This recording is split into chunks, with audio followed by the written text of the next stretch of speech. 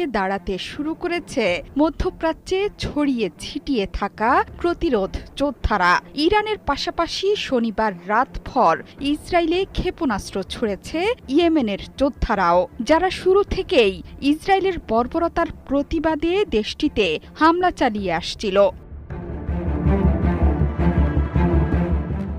শুধু ইয়েমেনই নয়, ইরাকে মার্কিন ঘাঁটি লক্ষ্য করে ড্রোন ছোড়া হয়েছে। যদিও মাঝ আকাশে ড্রোনগুলোকে ধ্বংস করে দেয়া হয়েছে বলে দাবি করছে আন্তর্জাতিক গণমাধ্যমগুলো। গণমাধ্যমের খবরে বলা হয়েছে, ইরান জুড়ে দ্বিতীয় দিনের মতো বেসামরিক ও জ্বালানি অবকাঠামোতে বোমা হামলা চালায় ইসরায়েল। তেহরানের ক্ষেপণাস্ত্র হামলার মধ্যেই শনিবার রাতে ইসরায়েলে হামলা চালায় ইয়েমেনের যোদ্ধারা। গত এক সপ্তাহের মধ্যে এটি হলো দেশটির দ্বিতীয় ক্ষেপণাস্ত্র হামলার ঘটনা।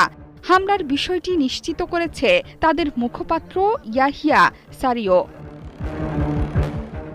এই তথ্য নিশ্চিত করেছে ইসরায়েলি সামরিক বাহিনীও। তারা জানিয়েছে, ইসরায়েলের কেন্দ্রীয় এলাকাগুলোকে লক্ষ্য করে ইয়েমেন থেকে কিছু ক্ষেপণাস্ত্র ছোড়া হয়েছে।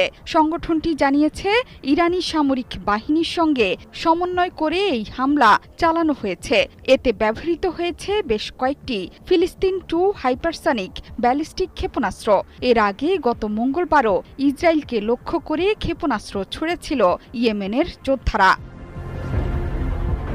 ইরাকের পশ্চিমে অবস্থিত আইন আল আসাদ ঘাঁটিতে আমেরিকার বাহিনী মোতায়েন আছে। সেখানেই 3টি ড্রোন দিয়ে হামলার চেষ্টা হয়েছে। যদিও এখনও পর্যন্ত এর দায় স্বীকার করেনি কোনো সংগঠন। তবে এই হামলার নেপথ্যে ইরানের প্রক্সি বাহিনী থাকতে পারে বলে মনে করা হচ্ছে। আর সেই আবহেই ইরানকে হুঁশিয়ারি দিলেন মার্কিন প্রেসিডেন্ট ডোনাল্ড ট্রাম্প। এবার সুর পাল্টে ইরানে ইসরায়েলের হামলায় যুক্তরাষ্ট্রের সম্পৃক্ততা নেই বলেও জানিয়েছেন তিনি। তবে ট্রাম্পের হুঁশিয়ারি, তেহরান যদি যুক্তরাষ্ট্রের ওপর কোনোভাবে হামলা চালায় তাহলে অভূতপূর্ব শক্তি নিয়ে প্রতিক্রিয়া দেখাবে মার্কিন বাহিনী, যা আগে কখনোই দেখেনি Tehran. If it should happen, hopefully that doesn't happen. এই হামলায় কূটনৈতিক সমাধানেরও ইঙ্গিত দিয়েছেন মার্কিন প্রেসিডেন্ট। টেলিফোনে কথা বলেছেন বিশ্ব নেতাদের সাথেও। এরই মধ্যে রুশ প্রেসিডেন্ট ভ্লাদিমির পুতিনের সাথেও ট্রাম্পের আলাপ হয়েছে।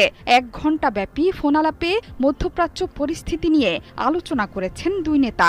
এর প্রেক্ষাপটে ট্রাম্প আবারও ইরান ইসরায়েলের মধ্যে চুক্তিতে মধ্যস্থতা করে এই সংঘাত